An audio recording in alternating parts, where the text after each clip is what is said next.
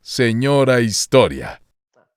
Yo oí una cosa que me parece además, no sé quién se lo habrá sacado de dónde, pero oí a una persona decir que las brujas eran relacionadas con las escobas, que porque en los aquelarres se masturbaban con escobas, con palos de escobas, que embarraban belladona y no sé qué tanto, y entonces que ellas en su alucín creían que volaban. Supongo que alguien lo leyó de algún documento inquisitorial, pero pues evidentemente no era alguien, no, una mujer no lo pudo haber dicho. Muy buena observación.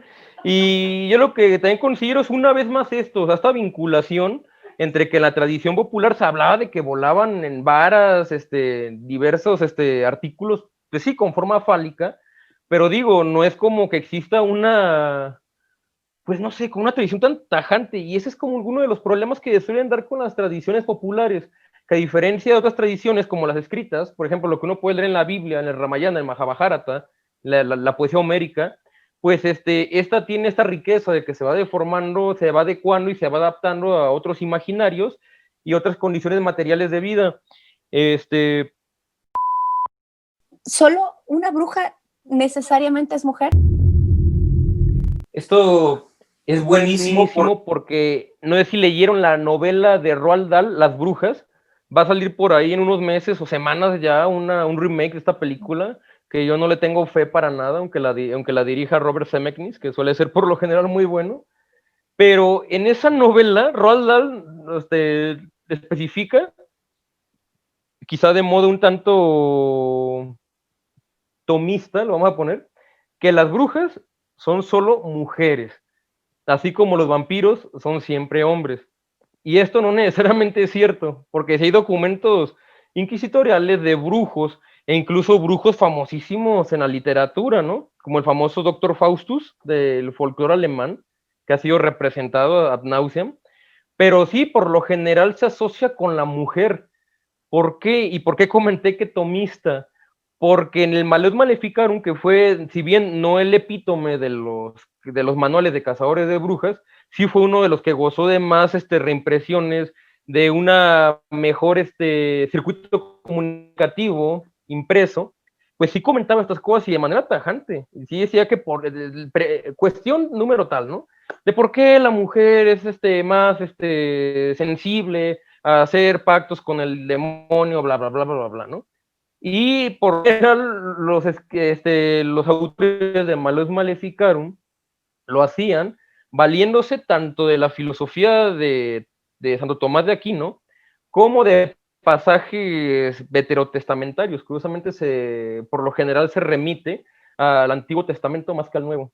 Y sí, entre eso, y no dudo que estos autores no estuvieran replicando un discurso que estuviera muy en boga entre los teólogos de su época. No lo dudaría. Aquí nada más yo una cuestión muy pequeña para nuestro público que no esté tan en contacto con estos temas. ¿Nos podrías contar así en breve, cortito, chiquitito, qué es el Malleus Maleficarum? ¡Tarán! Esto es el Malleus Maleficarum. Así. Les había dicho que tenía una sección como de cómpralo ya. Esta edición es muy buena y no sé si todavía es fácil de conseguir, pero en su momento, por ahí el 2002, era relativamente encontrable, ¿no? En sus librerías de preferencia. El Malleus Maleficarum surge en 1486, creo que más o menos, porque dos autores son estos alemanes, Heinrich Kramer y Jacobus Sprenger, van con el Papa y le comentan de estas inquietudes que tienen, porque la gente del norte de Europa tendía pues a contar, ¿no? Que existían hechiceras, demonios, íncubos, súcubos, que bueno, son demonios que para hacérselas corta, pues violan a la gente en la noche y luego tienen descendencia demoníaca, etcétera.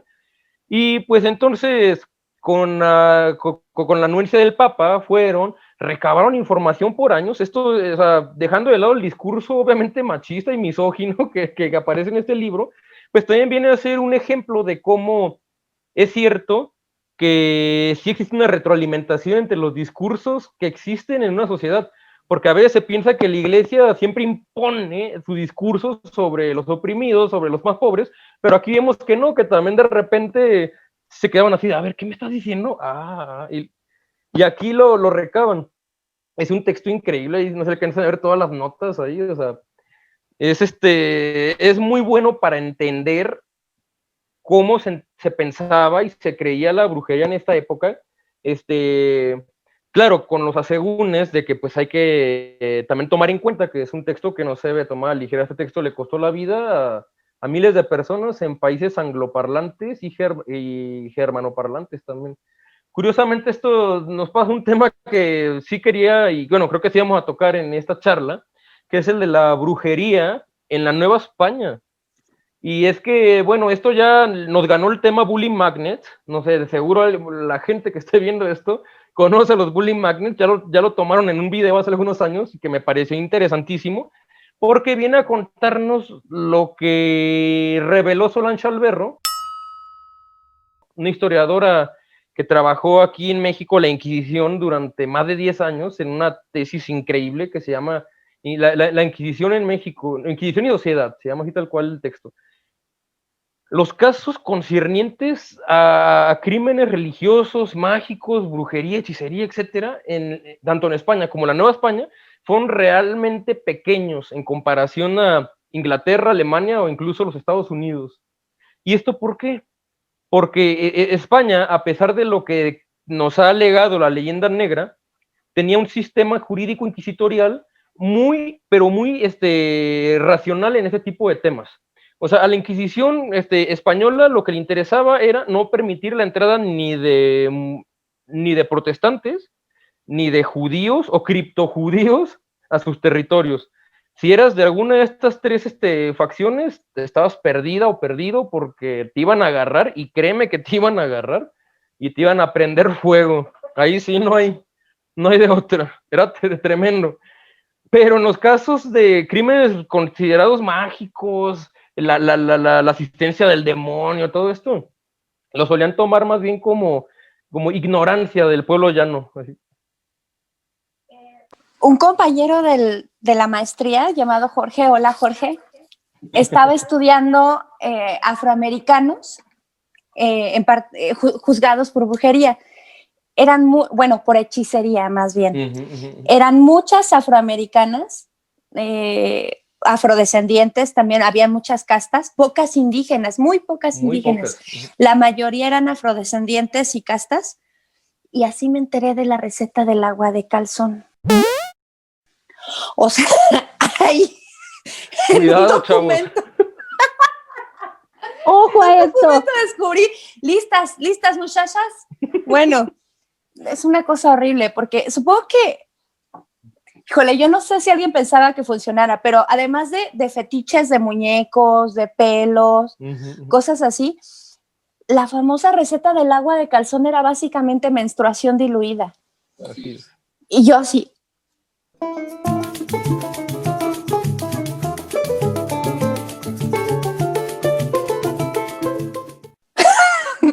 Cuando me enteré, yo pensaba que era un tecito de un calzón, pero resulta que no. Es un tecito para Drácula, así.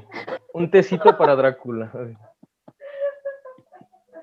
Y bueno, eso es interesante, que son afrodescendientes y castas, o sea, lo cual implica que es gente traída en condición de esclavitud, o hijos de estas personas que fueron traídas en condición de esclavitud, que fueron que cristianizadas en los barcos, pero eso no significa que no hayan hecho una cosa religiosa en su cabeza, como lo que sucede, por ejemplo, con la santería, con el palo mayombe en Cuba, ¿no?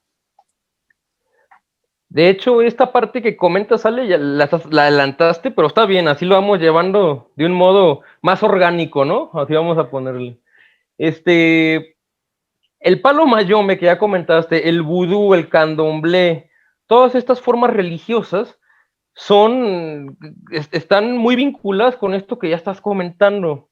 Y bueno, para darle el seguimiento como histórico, o sea, en España, y que ya le decía que estas cosas no se las tomaban tan en serio. ¿Por qué no se las tomaban tan en serio? Porque existía un protocolo que les llamaban los tratados de Salazar y Frías. Este hombre era le tocó ser juez en el famoso caso de las brujas de Zugarramurdi, tiene película ¿cómo se llama? Del cineasta de culto Alex de la Iglesia en España, una película en clave de terror comedia, se la recomiendo muchísimo. Y llegaron a esta idea de que cualquier persona que la tortures va a decir que es Michael Jackson, que es lo que no es, ¿no? Entonces, por eso descartaban la tortura en casos de brujería. Después, y principal, pensaban que eran ideas del pueblo ignorante y así. Por supuesto, esto lo van a introducir en la Nueva España y en las Indias en general, pero bueno, aquí no vamos a centrar en la cuestión novohispana.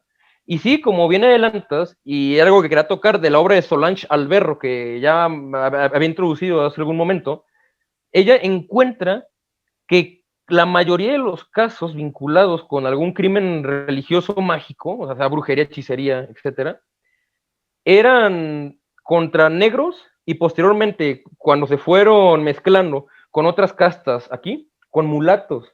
Y en la mayoría de los casos, por supuesto, eran mujeres.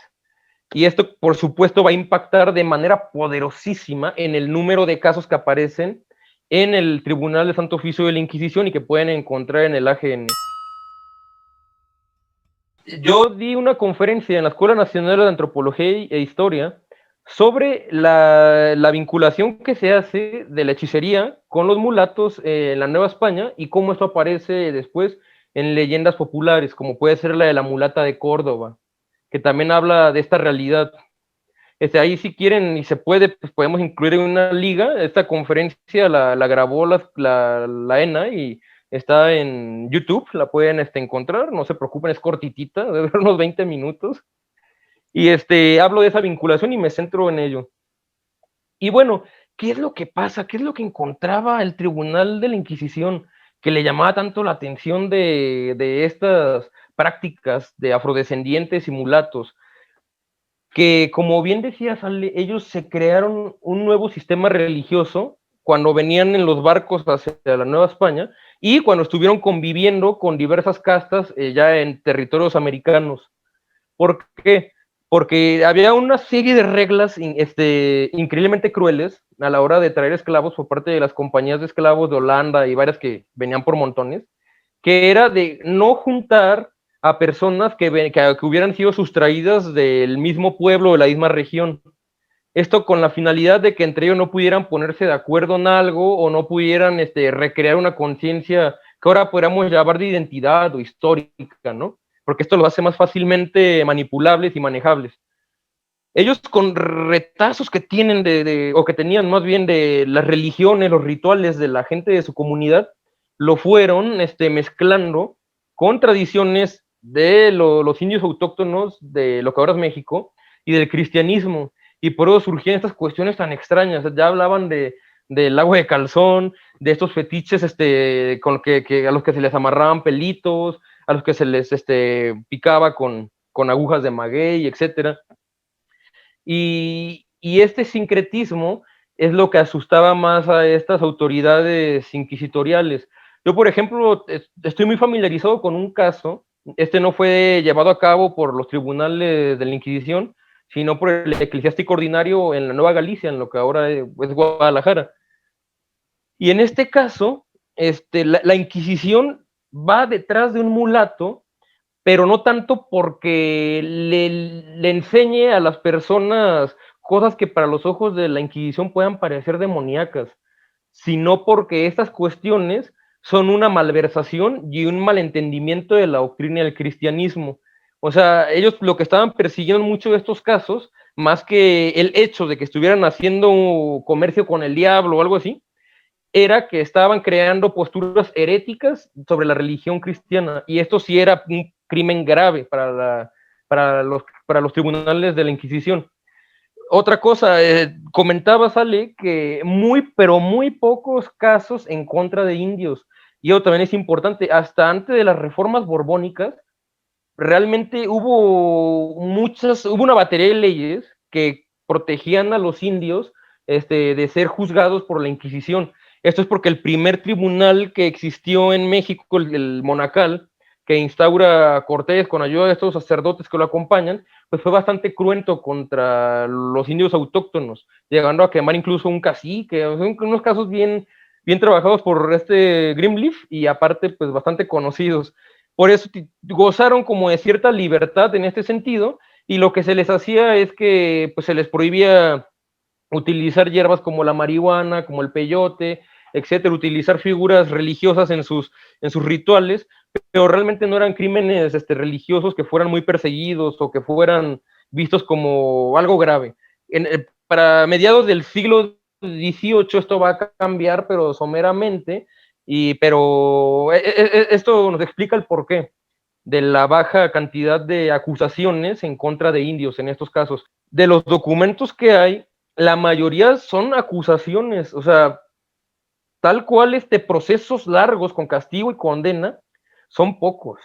O sea, no hay esa enorme cantidad que podemos encontrar en estos acervos alemanes, en Inglaterra, por ejemplo, o de estos holocaustos que se hacían, ¿no? De quemas de brujas en estos países del norte de Europa. Por ejemplo, se habla de que Suiza, y esto casi no se habla, Suiza fue un país que fue muy duro, tuvo una mano muy dura contra la brujería entre estos siglos XV y XVI. Hay otra cosa que quería comentar sobre el tema, pero bueno, si no ya volverá. Yo tengo una preguntita, desde mi más honesta ignorancia. ¿Qué tan fácil era entonces que alguien te acusara por brujería o por este tipo de temas en contra de la religión? ¿Y qué tan fácil era que se abriera el juicio, que se le diera seguimiento? Porque recuerdo en mis viejos tiempos en la carrera que llegué a leer alguno que otro documento ahí haciéndome bolas con la paleografía.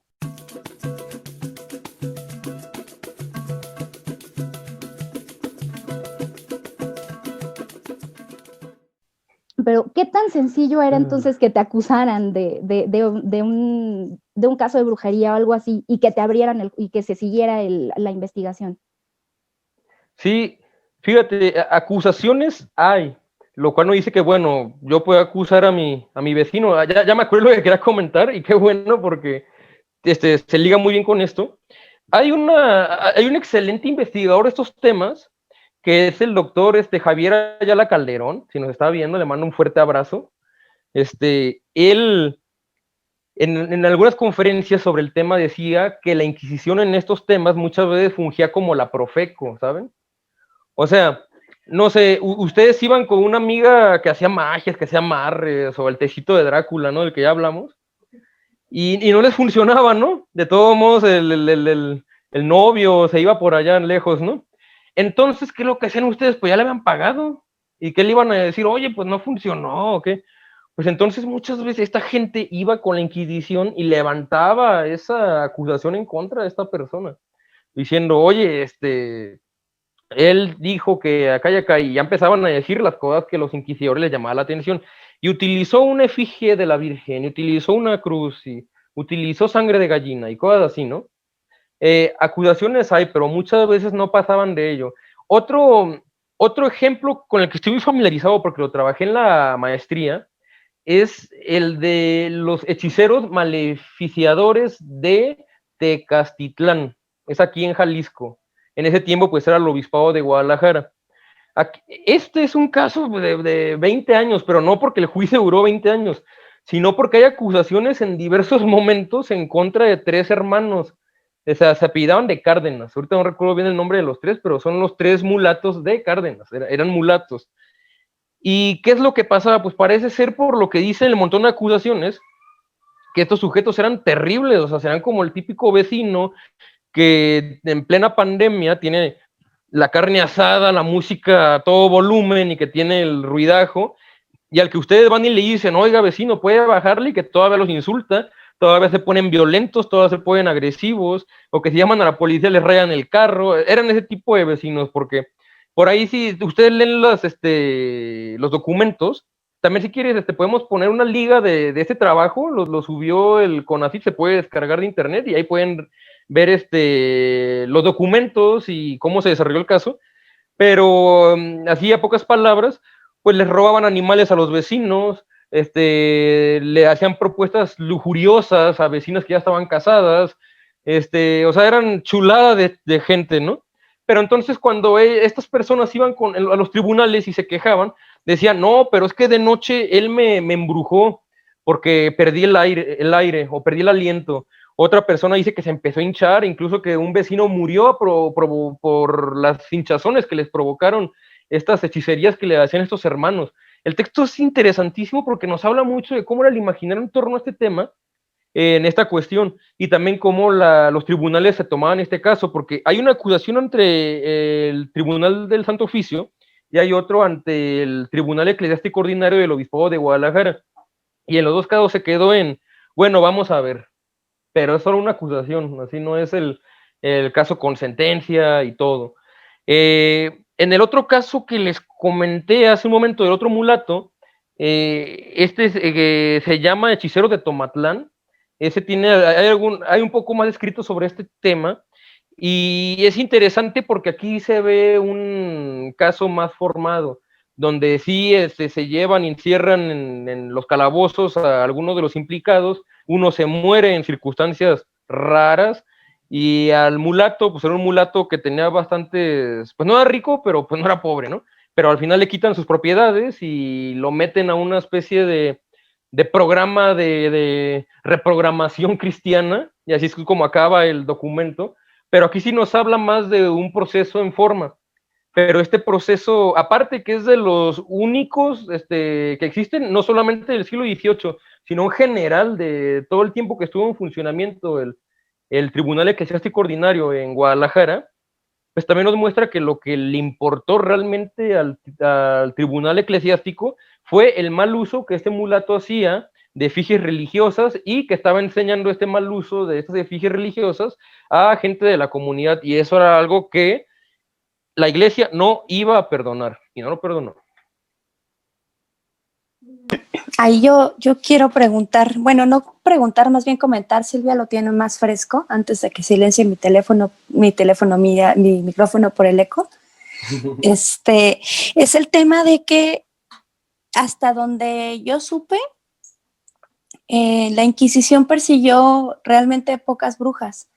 La Inquisición perseguía herejes y judíos, hasta donde recuerdo, ¿no? Tú puedes hablar más de eso para que yo silencie mi micro, para que la gente se entere. Bueno, lo que recuerdo efectivamente es que lo que más perseguía eran sobre todo judíos. El caso que tengo más presente es el de los Carvajal, que creo que es el más famoso incluso. Tiene película. Ajá, y que pues era más bien perseguir todas estas desviaciones de la doctrina cristiana y no tanto la brujería.